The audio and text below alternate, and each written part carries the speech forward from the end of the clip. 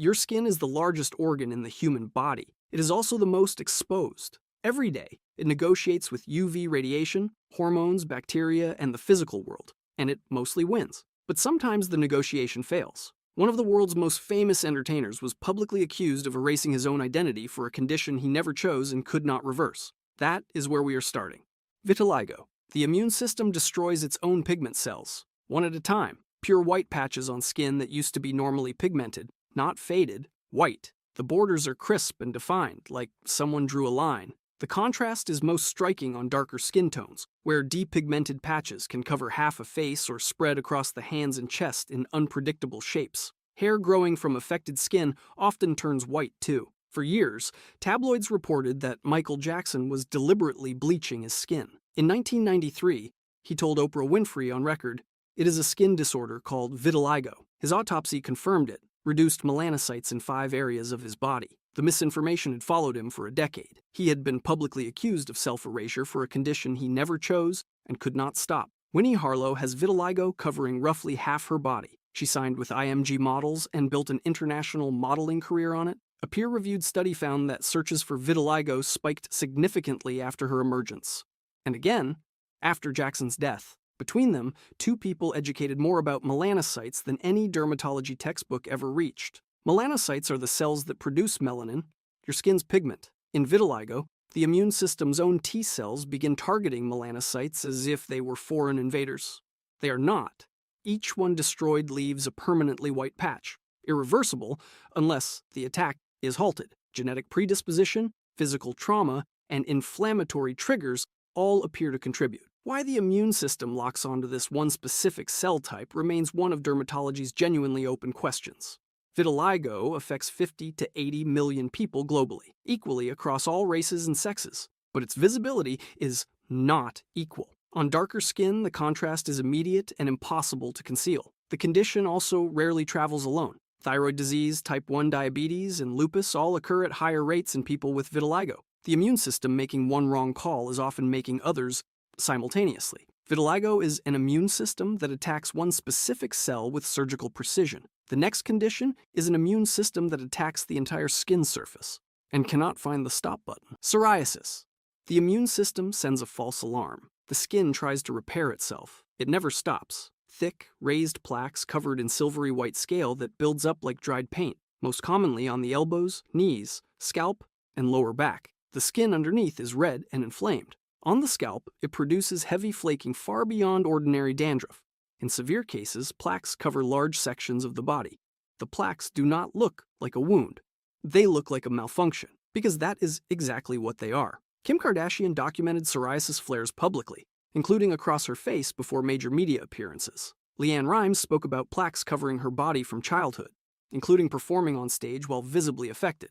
Cyndi Lauper became one of the most vocal advocates for treatment access, specifically around biologic drugs that can halt the immune cascade but carry price tags most patients cannot reach without insurance intervention. Normal skin turns over every 28 to 30 days. In psoriasis, T cells misidentify healthy skin cells as a threat and force that cycle down to 3 to 5 days. The skin cannot shed that fast. Cells pile up. The plaques are a repair response running at full speed with no wound to repair, and it affects 125 million people globally. Around 30% develop psoriatic arthritis. The same inflammatory signals running in the skin are simultaneously circulating through the bloodstream, elevating cardiovascular disease risk. The T cells are not just talking to the skin. Psoriasis is an immune system reacting too broadly. The next condition is one that touches virtually every person on Earth with skin and a hormone system, and most of them do not know it is happening. Melasma. The skin's pigment-making engine gets 2 signals at once and overreacts to both. Brown or gray-brown patches with soft, irregular borders appearing symmetrically across the face. Forehead, cheeks, upper lip, bridge of the nose. Flat, not raised. They look like shadows that do not move. They darken in summer and fade slightly in winter, tracking UV exposure. If you have seen dark patches appear on someone's face during pregnancy, you have already watched this biology in action. Melasma has no single famous face, because it is too common for that. Between 15 and 34% of women on oral contraceptives develop it. In some populations, the majority of pregnant women develop it. 5 million Americans are actively trying to reverse it with lasers, acids, and prescription creams, and most of them do not know what is actually causing it. because the dual hormone and UV trigger is almost never explained to patients. Melanocytes respond to UV, but they also respond to estrogen. Every pregnancy and every birth control pill is already talking to the same cells that react to sunlight. In melasma, both signals arrive at once. UV opens the pigment-making engine. Estrogen amplifies the response. The result is concentrated melanin overproduction, always symmetrical, always on the most sun-exposed areas of the face. Standard sunscreen barely touches it. Most block UVB, but offer far weaker protection against UVA and virtually none against visible light, both sufficient to keep the reaction running. Simply sitting near a window keeps the trigger active. Remove the sun but not the hormones, or the hormones but not the sun, and the patches stay. Both triggers have to go simultaneously, which is why melasma is notoriously difficult to treat. Melasma is the skin amplifying signals it already knows. The next condition is the immune system responding to the most fundamental material in the body, its own DNA, and treating it like a threat. Lupus, systemic lupus erythematosus. The immune system attacks its own DNA. The skin shows it first, the organs pay later. The signature mark is the butterfly rash, a flat red flush spreading across both cheeks and the bridge of the nose in the exact shape of butterfly wings. It worsens within hours of sun exposure and can range from a light pink blush to a deep red covering most of the central face. Some people develop disc-shaped scarring lesions on sun-exposed skin that leave permanent pigmentation changes when they heal. Selena Gomez disclosed a lupus diagnosis in 2015. She had been undergoing chemotherapy, not for cancer, but to suppress the immune system attacking her own body. In 2017, she received a kidney transplant. Her best friend, Francia Raisa, donated a kidney because Gomez's kidneys had been destroyed by lupus. Toni Braxton has described daily life with lupus as feeling permanently jet-lagged, the body constantly fighting something invisible. Nick Cannon was hospitalized with lupus kidney disease in 2012, one of the most high-profile male cases of a condition that predominantly strikes women. In lupus, the immune system produces antibodies that target the body's own DNA, not a pathogen, not a foreign cell, the body's own genetic instructions. Those antibodies circulate through the bloodstream and deposit wherever blood flows. Kidneys, joints, lungs, brain. Inflammation follows the deposits. The organ it hits determines the symptom, which is why the average time from first symptom to diagnosis is 6 years. It has been called the Great Imitator, and that name is earned. The butterfly rash appears because UV triggers skin cells to release nuclear material into surrounding tissue, giving the existing antibodies more targets right there on the face. Sun does not cause lupus. In someone with lupus, it is fuel on a fire already burning. The condition affects women at a 9-to-1 ratio over men. Estrogen enhances immune responsiveness, making the same biology that protected women during reproductive years more likely to misfire. There is no cure. Treatment suppresses the immune system broadly, which is exactly as double-edged as it sounds. Lupus attacks through the bloodstream, landing wherever it travels. The next condition arrives differently. A single copying error in a single cell before the embryo is a week old, permanently rerouting the blood vessels in one patch of skin. Port wine stain. One gene mutates in one early cell. Every blood vessel that cell's descendants build grows too large. For life, a flat, sharply defined patch of deep red or purple on the face, head, or neck, exactly as if red wine was poured onto the skin and absorbed in. At birth, it is pale pink and flat. Over decades, it darkens from pink to red to deep purple. The surface can develop a bumpy cobblestone texture as the underlying blood vessels continue to enlarge. It does not fade. Without treatment, it only deepens. Mikhail Gorbachev was born with a prominent port wine stain on his right forehead. He became the last leader of the Soviet Union, architect of glasnost and perestroika, and Nobel Peace Prize recipient in 1990. Every photograph across 6 decades of public life included that birthmark, one of the most photographed physical features of any world leader in modern history. He never appeared to spend any time making it the story. The gene involved is GNAQ, a signaling molecule inside blood vessel wall cells. One copying error, very early in embryonic development, locks that gene's signaling permanently open. The affected cells proliferate. Capillaries dilate far beyond normal size. Blood pools visibly under the skin. The stain you see is not pigment. It is blood, sitting in vessels that were always too large. The mutation is somatic. It happened in the body after conception, not in the egg or sperm. It cannot be inherited. It arises fresh in 1 in 300 newborns with no family history and no way to predict it. In some cases, where the affected cells sit near the brain, the same capillary overgrowth occurs inside the skull. causing seizures and developmental delay. The mark on the face is visible. What it occasionally signals underneath is not. A port wine stain is a mutation that arrived after conception, in just a handful of cells. The next condition is written into every cell from the very first moment. A gene that is supposed to build the entire pigment system simply cannot run. Albinism. The melanocytes are present and alive. They just cannot produce a single molecule of pigment. White or very pale skin across the entire body. White hair. Eyes that appear pink or very pale blue.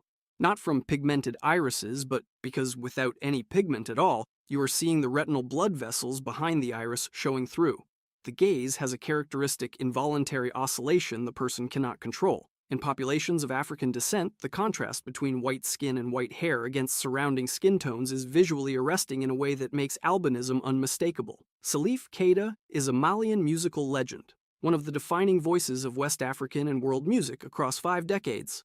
Born with albinism in a society where the condition was considered a curse, his own family struggled to accept him. He left, built a celebrated career in Paris, and returned as one of the most prominent advocates for the rights of people with albinism in Africa. In parts of East and Central Africa, people with albinism face targeted violence based on cultural beliefs about the medicinal value of their body parts. Tanzania documents an estimated 75 attacks per year. It is a human rights crisis sitting directly underneath a genetics story. Melanin is built through an assembly line. The key enzyme running that line is tyrosinase. Without it, the line stops. Think of it like a factory with every worker at their station, every machine in place. But the power grid has been permanently cut. The potential is entirely there. The output is 0. In the most severe form, the gene coding for tyrosinase is mutated on both copies. The melanocytes are present in normal numbers, in exactly the right locations. They simply cannot run the assembly line. 0 pigment anywhere, including in the eye, where melanin also guides the routing of optic nerve fibers during development. Without it, that routing goes wrong. The nystagmus, reduced vision, and light sensitivity are not side effects. They are a visual system built without one of its essential materials. Albinism affects 1 in 17,000 people globally, but in sub-Saharan Africa, in some populations, 1 in 3,900. The paradox is stark. Melanin evolved to protect skin in high UV environments, yet the populations in the highest UV regions on Earth carry the highest rates of a condition that produces none. Albinism is a gene that cannot run. The next condition is a gene that cannot hold. The proteins that stitch the skin's 2 layers together are absent, and without them, the skin tears from almost nothing.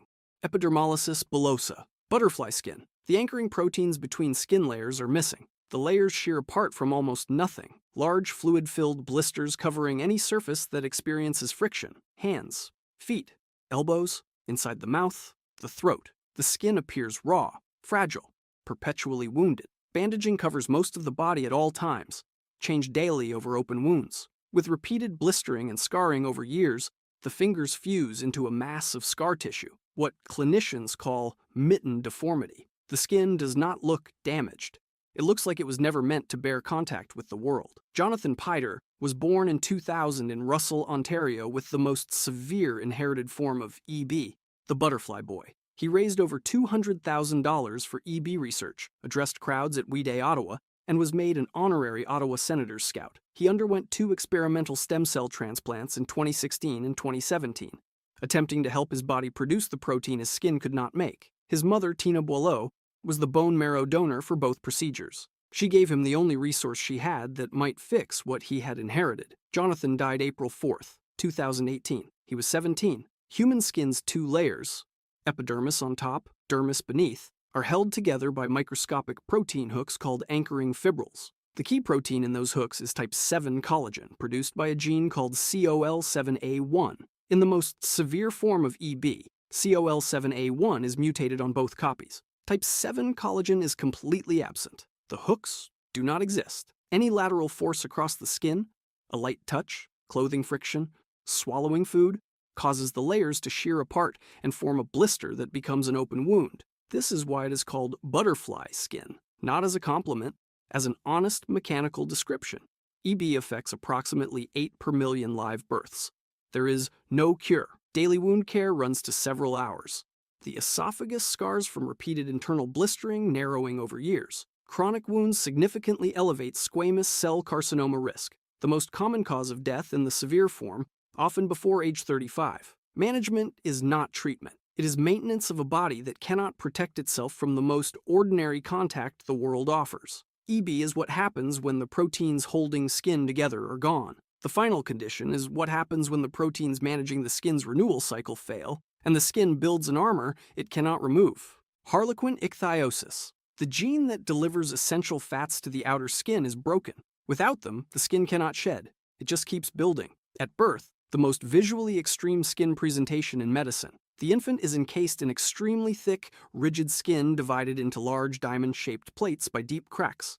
The harlequin pattern the condition is named for. The plates pull the eyelids and lips outward, preventing the face from fully closing. They constrict the chest. After the newborn period, the plates are shed, replaced by what persists for life. Widespread red, scaling skin across the body, requiring continuous moisturizing to prevent the cracking, infection, and overheating that the absent skin barrier would otherwise guarantee. Stephanie Turner, born in 1984 in the UK, is one of the longest surviving people with harlequin ichthyosis in the world. Hunter Steinitz in the United States has spoken about daily life management, the hours of skincare that are not optional, the constant negotiation with a body that cannot regulate temperature or retain water without active intervention. Both are visible faces for a condition so rare that most dermatologists will never encounter it, and so extreme that the people living with it spend considerable effort simply existing in a world built for skin that works. The outer layer of skin is cells embedded in a matrix of fats that form the barrier keeping water in and pathogens out.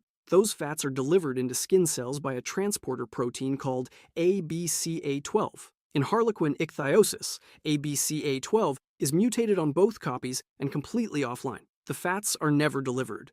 The barrier cannot form. Skin cells accumulate in massive excess because they cannot shed, a process that begins in the womb, producing the rigid plates covering the body by birth. Two parents, each carrying one non-functional copy, neither showing any symptoms, have a 25% chance of an affected child. Harlequin ichthyosis occurs in approximately 1 in 300,000 births. Historically, survival past the first weeks was rare. With modern neonatal care, survival into adulthood is now possible. The condition does not resolve. It is managed daily, for life. The organ you have never thought about is the one doing the most work. 8 conditions. Every single one is a different system.